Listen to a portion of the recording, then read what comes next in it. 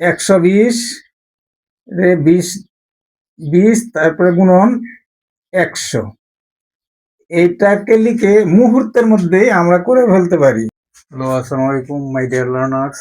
আজকে এমন একটি ক্লাস নিয়ে আসছি যেটা ক্লাস অষ্টম শ্রেণী থেকে শুরু করে যে কোনো নৈর্ব্যক্তিক বা ওই যে কোনো চাকরির লেভেলের বিসিএস লেভেল যাই বলেন সব ক্ষেত্রেই প্রয়োজন হবে। ঠিক আছে, তো আপনারা মনোযোগ সহকারে দেখবেন। যদিও নবম দশম শ্রেণীতে সরাসরি গাণিতিক সমস্যা উল্লেখ নাই, তবু নবম শ্রেণীর জন্য খুব গুরুত্বপূর্ণ। আর আচ্ছা, তাহলে মনোযোগ সহকারে দেখেন। হুম আচ্ছা, বলছে যে চিনির দাম শতকরা 20 বেড়ে যাওয়ায় চিনির ব্যবহার শতকরা কত কমালে মাসিক চিনি বাবদ খরচের কোনো পরিবর্তন হবে না। আচ্ছা, তাহলে চিনির দাম শতকরা 20 বেড়ে যাওয়ায়, তাহলে চিনির দাম যদি শতকরা 20 বেড়ে যায়, শতকরা 20 বেড়ে যাওয়ায়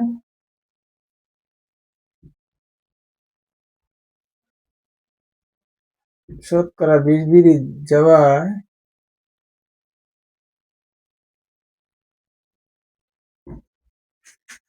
চিনির বর্তমান দাম বা চিনির বর্তমান দাম কত? 100 যোগ 20 টাকা, মানে চিনির বর্তমান দামটা, হ্যাঁ আগের দামটা। তাহলে চিনির দামটা কত বলছে? চিনির দামটা হবে কি, আগের দামটা কত ছিল? 100 টাকা। এখন যেহেতু চিনির দাম শতকরা 20 বেড়ে গেছে, তাহলে চিনি ব্যবহার শতকরা কত কমালে মাসিক চিনি বাবদ খরচের কোনো পরিবর্তন হবে না। মানে চিনির খরচটা ঠিকই থাকবে, খরচ ঠিকই থাকবে, কিন্তু চিনির ব্যবহার কত কমাইতে হবে। ঠিক আছে, তাহলে 100 টাকা হলো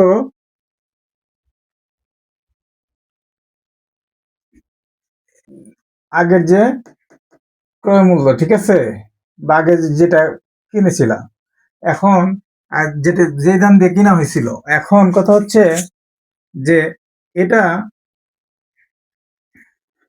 কি করতে হবে? এই যে এখন এখন আমাদের কি বের করতে হবে? তাহলে 120 টাকা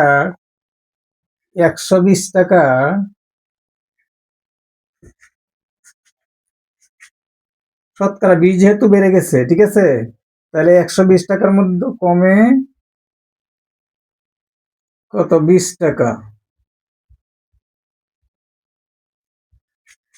সুতরাং 1 টাকার মধ্যে কমে কত হবে?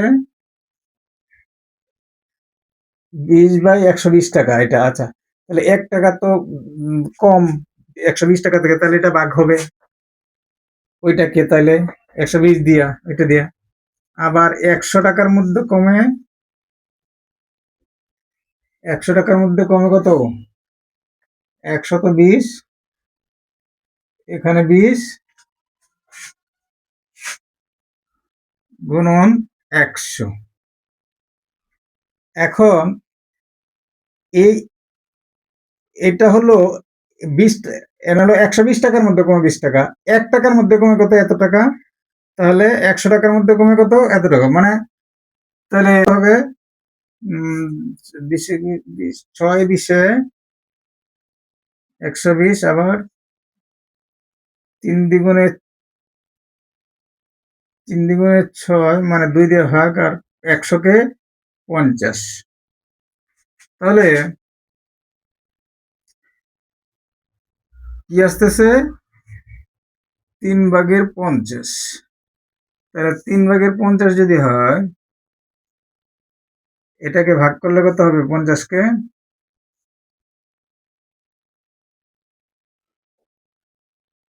3 একে 3, 2 0 3 6 18 2।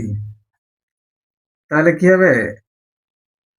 হবে কত? সমান 16 সমস্ত 3/2 শতকরা।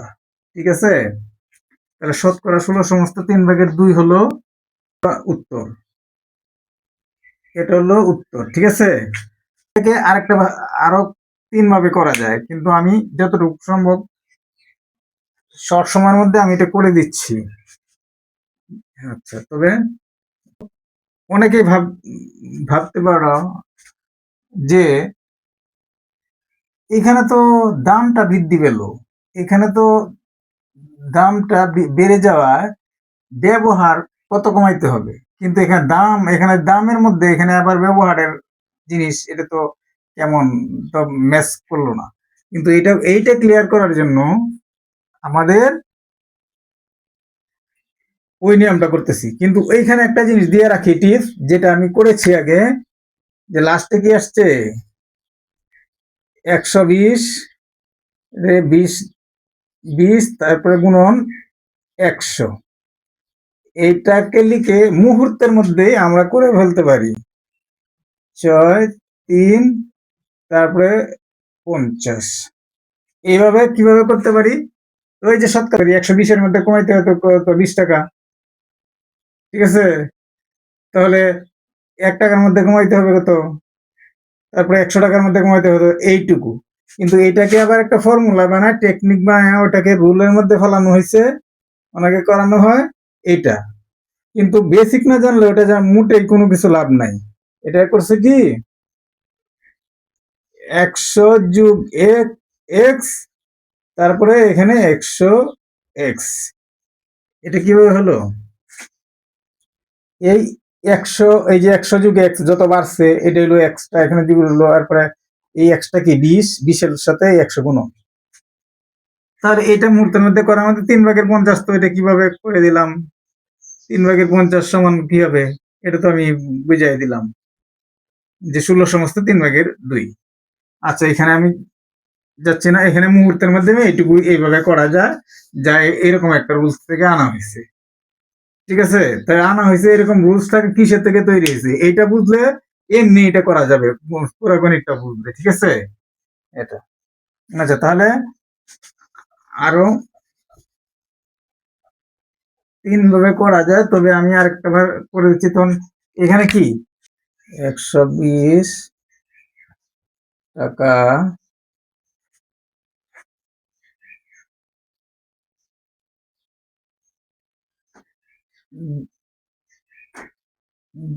দাম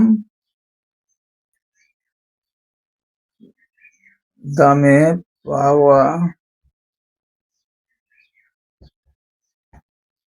যায় এক একক, লিখি আমরা কেজি বা যেটি বলি একক। মানে এখানে তো দেওয়া নাই যে কি শতকরা কত কমালে, তাহলে মনে করি যে ওইটা আমরা 120 টাকা দামে পাওয়া যায় একক, ঠিক আছে? বা 1 কেজি বা যেটি আমরা বলি, তাহলে এখানে যেহেতু কেজি টেজি উল্লেখ নাই এরকম, এই জন্য আমরা একক বলি। সুতরাং 1 টাকা দামে পাওয়া যায়, 1 টাকা দামে পাওয়া যায় কি 120/1 একক। সুতরাং 100 টাকা দামে পাওয়া যায় 120 গুণন 100 একক। তাহলে এখানে কি আসতেছে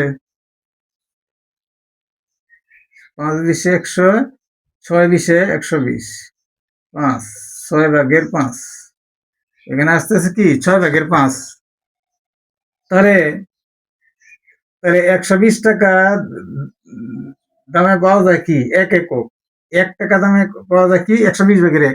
তাহলে 100 টাকা দামে পাওয়া যায়, তাহলে হলো কত, এভাবে 6/5। তাহলে পুরো অংশটুকু কত ছিল,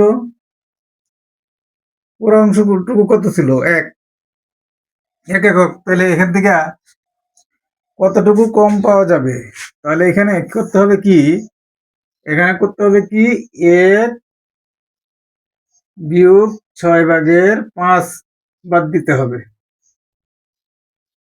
মানে 1 তো পুরাটা এখান থেকে তো কমে গেছে, শতকরা কমছে কত, মানে ওইখানে 100 টাকার মধ্যে কমছে, মানে টাকাটা তো 100 টাকা স্থির থাকবে, 120 টাকার মধ্যে একের মধ্যে কত 100 টাকা, 100 টাকা দিয়ে তো আমার ওই জিনিসটা কিনতে হবে, ঠিক আছে? তাহলে 6/5 একক। তাহলে মোট একক কত, মোট একক কত এক, এক এক থেকে তাহলে 6/5 বাদ দিলে সেটাই থাকবে 6 একে 6 বিয়োগ 5 সমান 6 ভাগের 1। এই 6 ভাগের 1 থাকবে কি? এখন ব্যবহার কমাইতে হবে। কত? 6 ভাগের 1 উপর 6 ভাগের 1 রে 100 দিয়ে গুণ করলে, কোনো কিছুকে 100 দিয়ে গুণ করলে অবশ্য হর ও লবকে গুণ করতে হয়, কিন্তু এক কথাই যেহেতু হরটা ঠিক রাখতে হয় 100 টাকা, তাহলে এইটুকু আর করার প্রয়োজন নাই। তাহলে এখানে আমি 3 দ্বিগুণে 6, 3 পঞ্চাশে 100 সমান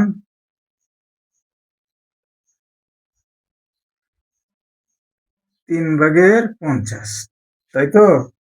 আচ্ছা, 3 ভাগের 50 তো কিলো, এখানে একবার তো করলাম। 3 ভাগের 50 সমান কি হবে? 16 সমস্ত 3 ভাগের 2, এটা হলো শতকরা।